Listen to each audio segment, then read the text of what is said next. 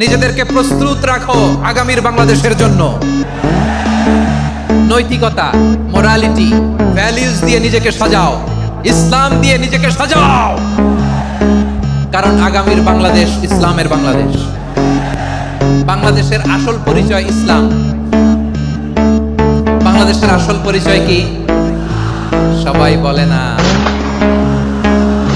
বাংলাদেশের আসল পরিচয় কি? এই ইসলাম নিয়ে আমরা সংসদ ভবন সাজাবো, রাজি আছি না নাই? শেকড় ভুলে যাওয়া যাবে না।